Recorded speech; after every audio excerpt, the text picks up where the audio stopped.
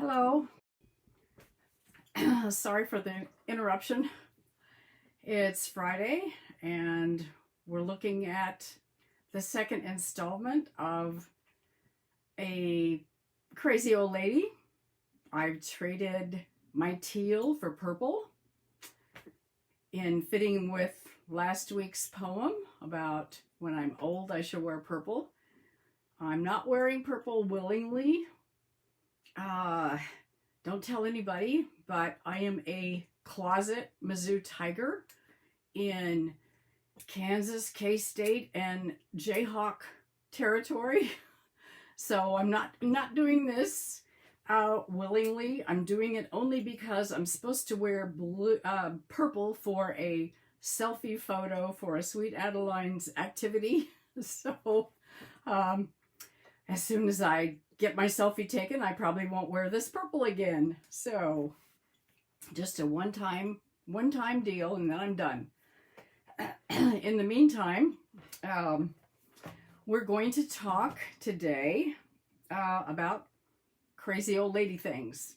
This one could be titled "The Crazy Old Lady Goes to Walmart," because the post I put in Memoir Mentors this week, yesterday, has generated a lot of discussion.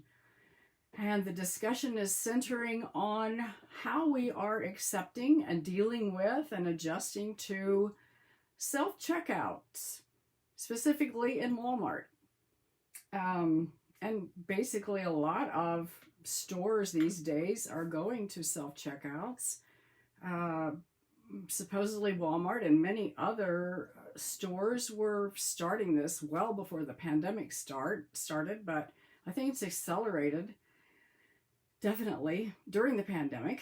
And so we're all making adjustments to that. And I'm planning to do an extensive blog or series of blogs on the topic of self-checkouts, because it's opening up a can of worms politically, morally, socially. So I'm going to explore those in my blog. For today, I'm going to take a look at just a few aspects of that.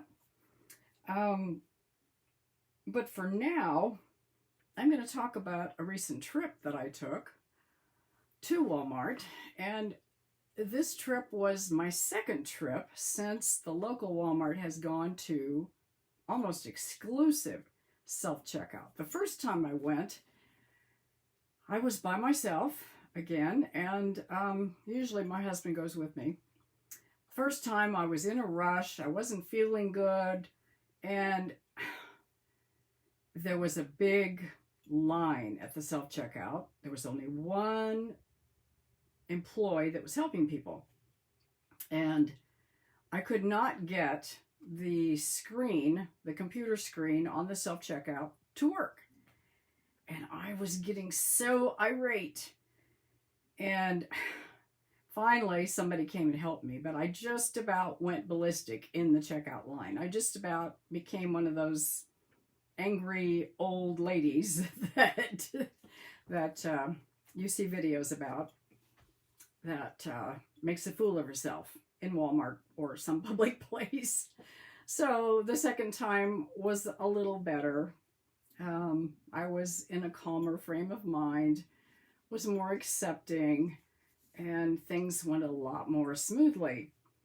And so what I want to talk to you a little bit about today is how so much of how we react to life depends on our attitude in everything. And to emphasize that point, I want to share a little bit about that a friend of mine named Connie Mason Michaelis wrote in her book called Daily Cures, Wisdom for Healthy Aging. Connie is a local lady who writes a weekly column in the Topeka Capital Journal, and she's a member of our Kansas Authors Club. And she's an essayist like I have been most of my life. She writes the most delightful little short essays mostly about aging. And the title of this is Acceptance is the Key. And I'm just going to read 2 sentences that she wrote in this particular essay. She says, when you resist, you limit your options. If the answer is no, you're stuck. When you let go of resistance, opportunities open up and you can make better decisions. So I hadn't even read this when I went to Walmart the other day. And but already I had decided that day as I was walking through the store that maybe I needed to take a different look at this whole self-checkout thing. You know, maybe I needed to look at it from the standpoint of perhaps by doing self-checkout, maybe Walmart was limiting the exposure of the employees to COVID. maybe there was less risk of their employees getting the pandemic, getting COVID by doing self-checkout. Okay, I could accept that. And from my own standpoint, maybe by having us bag their own groceries, there was less risk of us leaving a bag behind and calling and reading Walmart the Riot Act, saying, you know, your bagger left my bag on the line and did not give it to me. There was also less risk of them smushing our bread by, you know, putting a canned good on top of our bread. So we pack our own, it's on us. So there were maybe 3 things that were positives in this situation. So I was thinking about all that as I was going through the store. It had been months since I had just taken a leisurely stroll through a discount store, largely because of the pandemic. So I was kind of taking my time walking through the aisles and noticing that for the first time since the pandemic, I had gone at the beginning of the pandemic, and then I had gone during Christmas for some quick Christmas gift purchases. And I was enjoying myself. I picked up some teal towels, my favorite color, and picked up a skillet because I'd left a skillet on the stove and ruined a spatula and ruined the skillet. Don't tell anybody. That's the senior citizen thing, I think, to forget that you've got the stove on. So I had to get a new skillet. So I was just kind of enjoying myself, and by the time I got to the pizza frozen food section, I was looking around, and all of a sudden they came on the loudspeaker, the intercom system, with one of my favorite songs. It was My Girl. So here I am in Walmart with my mask on, and all of a sudden I start singing loudly to My Girl, one of my favorite all-time songs. And all of a sudden I was thoroughly enjoying myself in Walmart. And I was thinking, you know, somebody's going to think, that's a crazy old lady singing to herself in Walmart. But who cares? I didn't care. You know, I had my age as an excuse. I had my mask to hide behind.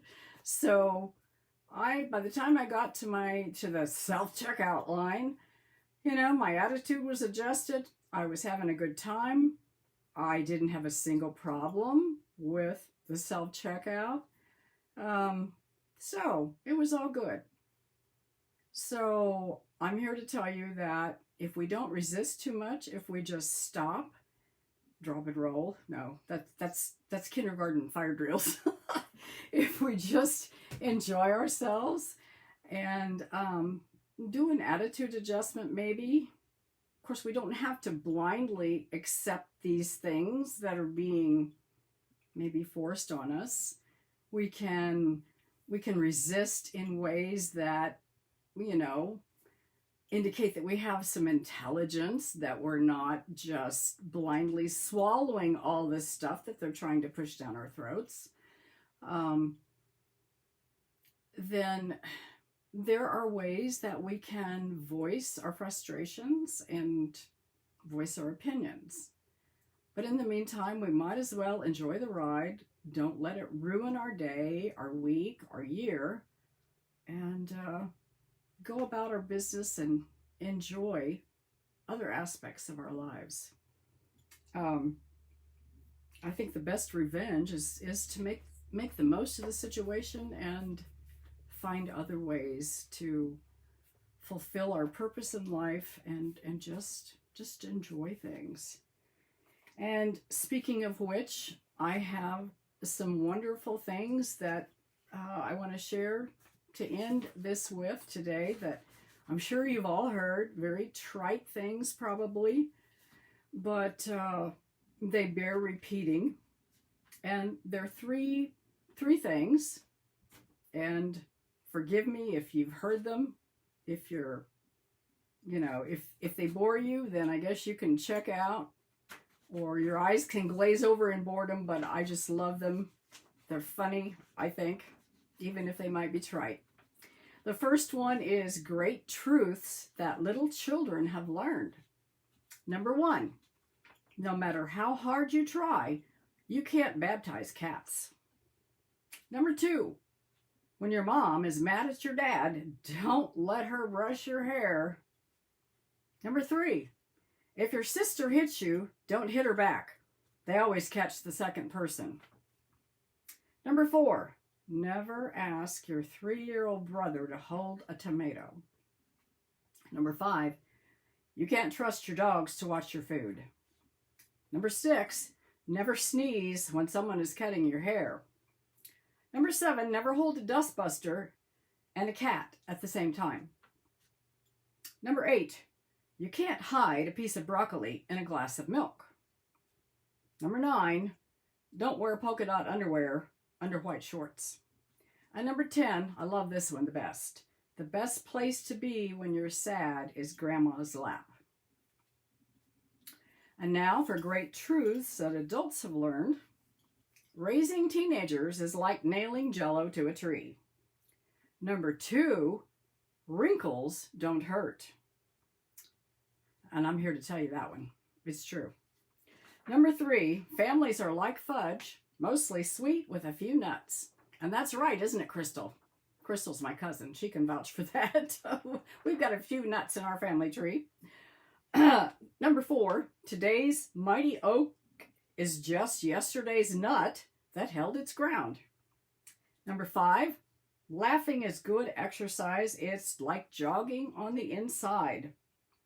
Number 6, middle age is when you choose your cereal for the fiber, not the toy. I think that applies for older age too. And now, finally, great truths about growing old. Number 1, growing old is mandatory. Growing up is optional. And I'm living testament to that. Number 2, forget the health food. I need all the preservatives I can get. Number 3, when you fall down, you wonder, what else can I do down there? Number 4, you're getting old when you get the same sensation from a rocking chair that you once got from a roller coaster. Number 5, it's frustrating when you know all the answers, but nobody bothers you to ask you the questions. Number 6, time may be a great healer, but it's a lousy beautician. And number 7, wisdom comes with age, but sometimes age comes alone. I don't like that last one. So I should have left that one out. So I think that's all I have to offer you today. We are going to be bringing you some revolutionary changes to this Facebook group, but that won't be for a while. I will actually leave you one last thing. My husband, we get all these things in the mail. I guess we bought too many things out of catalogs. You know, those one-page deals that you get in the mail where you go through all these pages of things they want you to buy. This one came in the mail today, and it is, as if you didn't have enough complications in your life already, This is a monthly pill organizing pod. Can you imagine? I mean, I have a weekly one, but a monthly? Oh my gosh, I would get really confused. So that's all I have for today. Have a good weekend. See you next time.